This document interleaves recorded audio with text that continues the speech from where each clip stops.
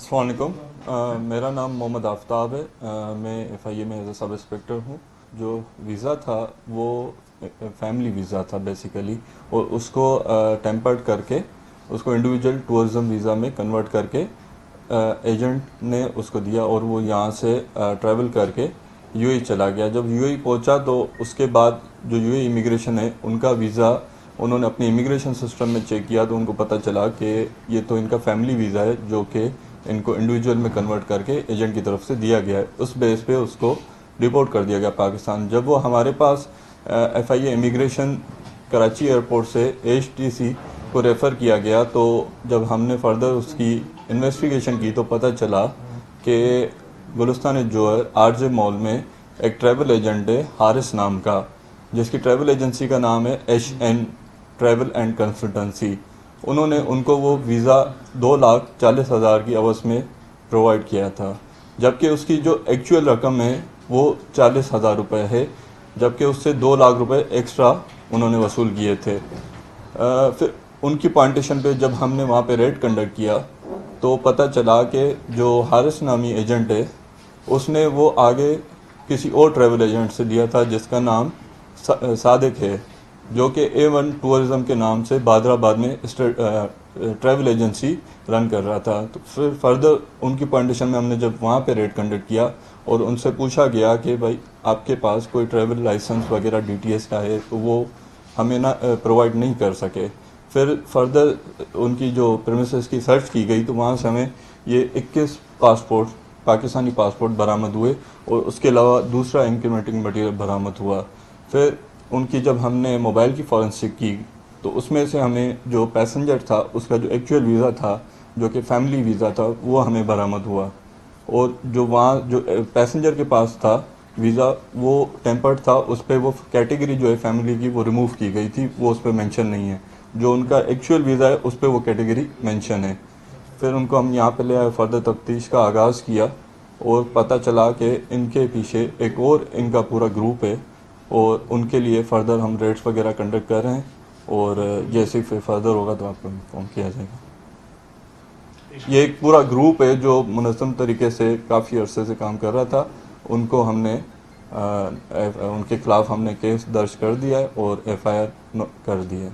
आफ्ताब, ये कितने साल से काम कर रहे हैं और ये ट्रैवल एजेंट है या पैसेंजर्स हैं? नहीं सर, ये ट्रैवल एजेंट्स हैं तीनों। और आरजे के हैं? सर ये अरफलान और इनका नाम हारिस है, ये RJ मॉल से हैं, और वो सादिक है, वो A1 ट्रैवल एजेंसी। कितने साल से ये काम कर सर ये तकरीबन 1.5 से 2 साल। कितने पैसे लेते हैं सबसे? जी सर, फ़ी वीज़ा ये 2,40,000 रुपये लेते हैं। जो एशियन ट्रैवल है वो 2,40,000 रुपये लेता है। फिर वो अपना 80,000 रुपये कमीशन रखता है। उसके बाद वो 1,60,000 जो A1 ट्रैवल एजेंसी वाला है उसको प्रोवाइड कर देता है। वो फिर आगे क्या करता है कि वो जो पैसेंजर है उनको मिसगाइड करके उनसे उनके फैमिली के भी डॉक्यूमेंट्स लिए जाते हैं कि आपसे हम फैमिली के डॉक्यूमेंट्स ले रहे हैं ताकि हम जो हैं वो इसको सिक्योरिटी के तौर पे रख सकें, वहाँ पे आप अवर स्टे ना हो। लेकिन जबकि उन्हीं के डॉक्यूमेंट्स पे उनकी फैमिली का भी वीज़ा अप्लाई किया जाता है जो कि फैमिली कैटेगरी आती है, क्योंकि फैमिली कैटेगरी के लिए आपका फैमिली किसी फीमेल का होना साथ में ज़रूरी है। तो फिर वो उसको वहाँ से 2 वीज़ा इशू करते हैं और आगे पैसेंजर को नहीं बताते कि हमने आपकी फैमिली का भी वीज़ा इशू करवाया है, और उसको टेम्पर्ड करके उसको इंडिविजुअल में कन्वर्ट करके वो पैसेंजर को प्रोवाइड करते हैं। फिर इसमें एक और अनस नामी लड़का है, वो इन दोनों एजेंट से कमीशन लेता है। हारिस से वो 40,000 रुपये कमीशन लेता है, और जो दूसरा पैसेंजर दूसरा सादिक है ट्रैवल एजेंट, उससे भी वो 40,000 रुपये कमीशन लेता है। अच्छा, आप साहब ये बताइएगा कि ये जो आपने यानी इसमें फीसों का जो एक साइड पे रखे हैं, जैसे चॉइस आप कह रहे थे कि इसमें वायलेशन ये हो रही है कि उनके जो पर्सनल जो फैमिली के डॉक्यूमेंट्स हैं इसको ये आगे रीराइट करके जो भी करके इसको टेम्पर करके कितने वाकयात इस तरह के कर चुके हैं जो आपने इनसे तफ्तीश की कि कबूला इन्होंने किया, कितने हम अब तक कर चुके हैं? तकरीबन ये अभी तक 100 के करीब कर चुके हैं, 100 के करीब अभी तक कर चुके हैं। अब ये बताइएगा कि इसमें कितने मुल्ज़मान मुलव्वस हो सकते हैं? आपके इब्तदाई तहकीकात में कितना पता चला है आपको? फैमिलीज़ का तो जवाब ये दे दिया। ये जो डॉक्यूमेंट फैमिली के वीज़ा के अप्लाई करते थे वहाँ पर ज्वाइंट करके वो डॉक्यूमेंट्स ये कहाँ से हासिल करते थे, उसकी कोई लाइन ऑफ एक्शन पता चली है? वो उन्हीं फैमिली जो पैसेंजर इनके पास जा रहा है उसको ये कहते हैं कि आपका हम इंडिविजुअल वीज़ा अप्लाई करेंगे, लेकिन वो उन्हीं से डॉक्यूमेंट्स लेते हैं कि आप हमें सिक्योरिटी के तौर पे इनके अपनी फैमिली के डॉक्यूमेंट्स दे दें ताकि हम उसको अपने पास रखें। कल को आप वहाँ पे अरेस्ट हों तो हमारे पास ये सिक्योरिटी हो ताकि हम आपकी फैमिली को कांटेक्ट कर सकें, जबकि ये वही डॉक्यूमेंट्स आगे यूएई की जो इमिग्रेशन सिस्टम है उनके लिए वीज़ा के लिए यूज़ करते हैं। आप दादा ये बताइएगा कि हम देखा कि ट्रेंड थोड़ा जो है ह्यूमन स्मगलिंग या ह्यूमन ट्रैफिकिंग का पंजाब से इस तरफ अब साउथ की तरफ शिफ्ट हो रहा है, इसमें आपके ठीक ठाक जो एफआई के अफसरान भी इंक्वायरी थे और बरतरफ भी हुए, जो ह्यूमन ट्रैफिकिंग है वाया डंकी वगैरह, इसको क्या कुछ ट्रेंड इस तरफ हुआ है और मजीद क्या कहते हैं कि इसमें और भी लोग हो सकते हैं?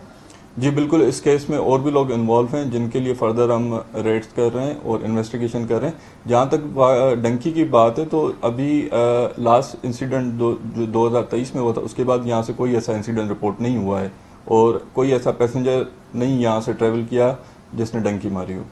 अब ये बताइएगा कि जैसे आपने फरमाया कि ये फैमिली के जो पेपर्स ले लेते थे एक के लिए तो टेम्पर कर दिया, बाकी जो फैमिली ट्री की जो यूजेज है वो क्या था? वो अपने पास ही रखते हैं, वो उसका यूज़ नहीं करते, वो आगे फैमिली को उस पैसेंजर को बताते ही नहीं है कि हमने आपकी फैमिली का भी वीज़ा इशू करवाया है।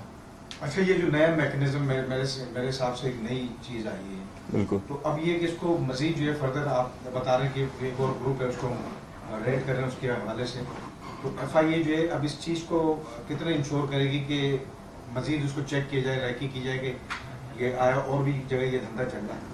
बिल्कुल, हम इसके पीछे बिल्कुल अपनी पूरी कोशिश कर रहे हैं। जितने भी इसमें ट्रैवल एजेंट्स इन्वॉल्व हैं उनको हम कानून के कटघरे में लाएं और उनके खिलाफ एज पर लॉ एक्शन किया जाए। और ये बताइएगा कि ये क्या आपके विदिन एफआईए के भी कुछ लोगों की इनकी सपोर्ट है या क्या? नहीं, डिपार्टमेंट का भी आप बताएं ना, एहतसाब बिल्कुल इसमें कोई क्योंकि उनकी इन्वॉल्वमेंट नहीं है। क्यों? क्योंकि ये एक पेपर वीज़ा है और ये ओके टू बोर्ड होता है। इसमें एफआईए इमिग्रेशन या कराची इंटरनेशनल एयरपोर्ट या किसी भी पाकिस्तान के इंटरनेशनल एयरपोर्ट पे कोई ऐसा मैकेनिज्म नहीं है कि उसमें चेक किया जाए कि ये वीज़ा वाया फैमिली वीज़ा है या इंडिविजुअल वीज़ा है। एक जो पिछले दिनों प्रैक्टिस शुरू हुई थी ओके टू बोर्ड की, ओके टू बोर्ड वाली जो प्रैक्टिस है क्या वो उसमें बेहतर नहीं है कि वो उसको कंफर्म करे तो आप इमिग्रेशन में उसका अलाउ करें? जी, ओके टू बोर्ड तो होता है लेकिन ओके टू बोर्ड एयरलाइन करके देती है और एयरलाइन भी जस्ट उनकी जो आईडी है ट्रैकिंग आईडी और यूनिफाइड आईडी वो अपने सिस्टम में इंक्लूड करते हैं, तो वहाँ पे जस्ट उसका एक्टिव स्टेटस आ रहा होता है कि ये वीज़ा एक्टिव है या नहीं है। उसके अलावा वहाँ पे कैटेगरी शो नहीं हो रही होती। कैटेगरी जो है सिर्फ यूएई इमिग्रेशन और जो एजेंट इशू कर रहा है उसके पास होती है।